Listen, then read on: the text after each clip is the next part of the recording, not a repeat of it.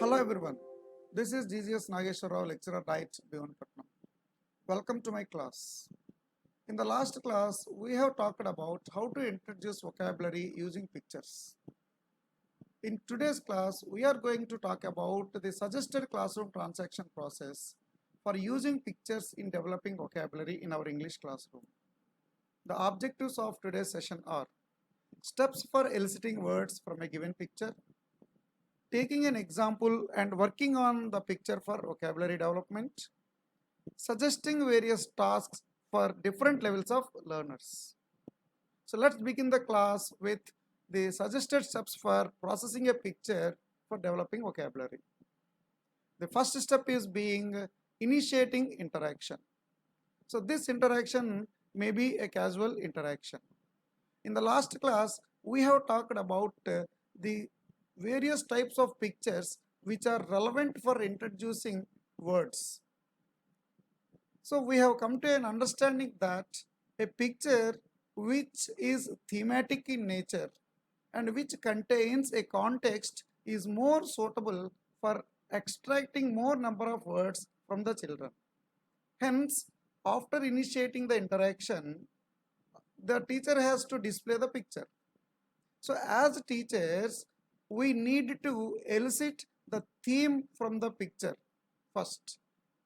Along with the theme, it is better to elicit the context also. So in order to elicit the theme or the context, we need to depend on questioning. Questioning is a better technique for eliciting the theme and context. So here, the quality of questioning leads to the elicitation of the theme and context. So as a teacher, we need to focus on the quality of questioning. So after eliciting the theme and context, we need to extract words from the children. So in order to elicit the words, again we depend on the questioning. So we need to frame variety of questions for eliciting words from the children. So in this way, we need to elicit as many words as possible. So whenever we display a picture in the classroom, there are many thoughts generated in the minds of the children. So those thoughts are generally registered as images. So those images may be expressed as in terms of words or sentences. So here let us focus on the words. So whenever a child observes a picture, lot of words come to his or her mind. So without asking a question also, they may come out with certain words. So some words are to be elicited by way of questioning. So whenever we elicit a word from the child, the word needs to be megaphoned by the teacher. Here megaphoning in the sense saying aloud the word. When we say the word aloud, the children catches the pronunciation. So after saying aloud the word, we need to write the word on the board. So in this way, we need not write all the words on the board. So for example, we can elicit 50 words from a picture. But we as a teacher need to consider the keywords. So we need to write the keywords on the board. So while writing on the board also, we need to interact with the children and we have to take care of our handwriting on the board.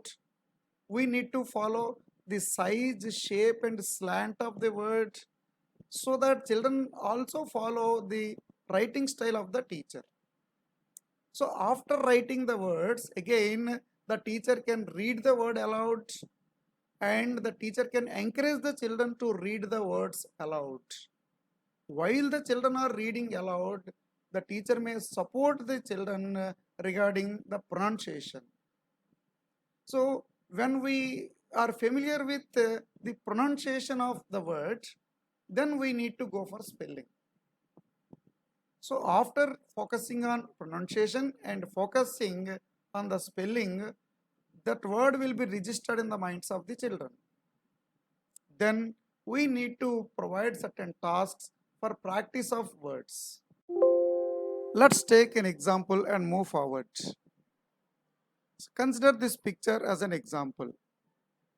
So after displaying the picture in the classroom, we need to give 1 or 2 minutes for the children to observe. Then we have to initiate the interaction by using a variety of questions, which includes fixed response questions and free response questions. Here, some questions are suggested for interaction, like what place is it? How many people are there? What animal do you see in the picture? Mention some things, objects, persons that you see in the picture. Mention some actions from the picture. How is the place? So if you go through this set of questions, here all are not questions. There are some statements also. So sometimes statements also help us for eliciting words. For example, mention some things, objects, and persons that you see in the picture. By using this statement, we can elicit the naming words from the picture. Mention some actions from the picture. By using this statement, we can elicit the action words from the picture. By asking question like how is the place, we can elicit the describing words. So after eliciting these words, let us see what type of words can we elicit for the picture given. So here are the list of words, expected words, naming words. Under naming words, you can see the words like turban, plow, bullocks, field, etc. Under the action words, you can see the words like sowing, planting, pulling. And under the describing words, you can see the words like a cloth turban, paddy field, white bullocks. So here the describing words are given in a separate color.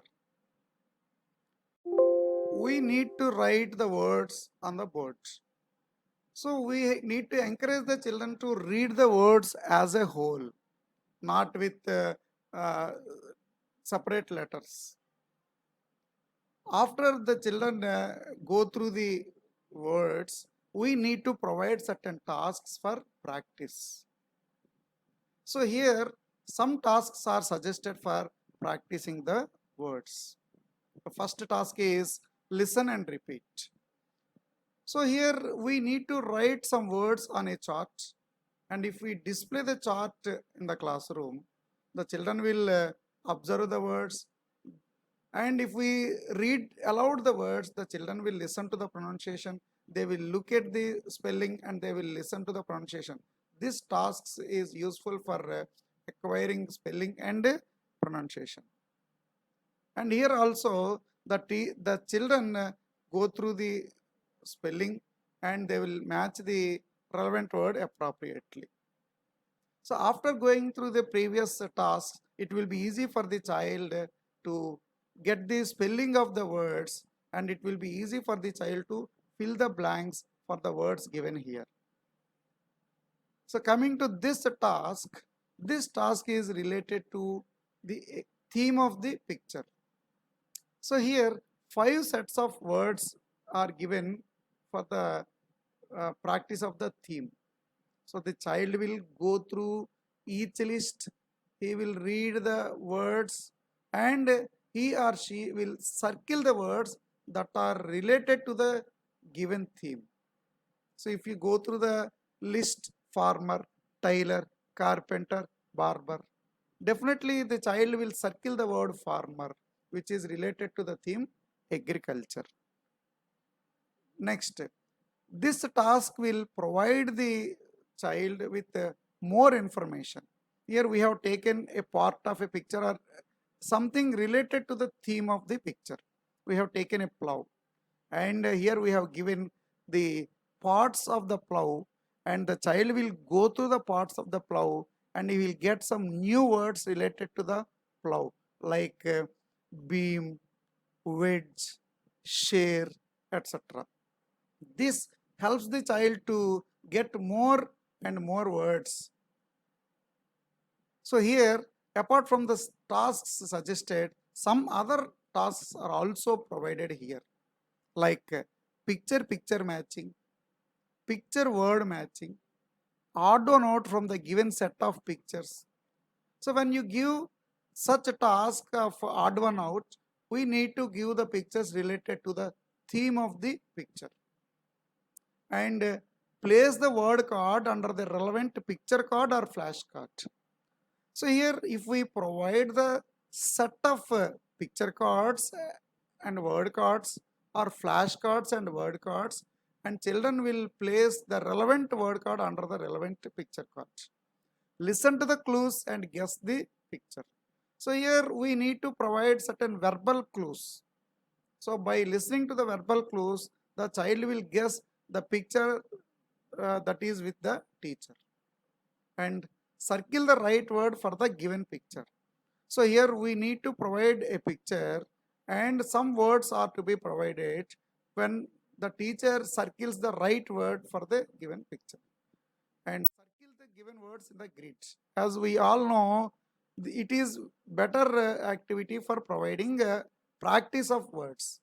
We will give certain words in a grid and the child is supposed to circle the words from the grid.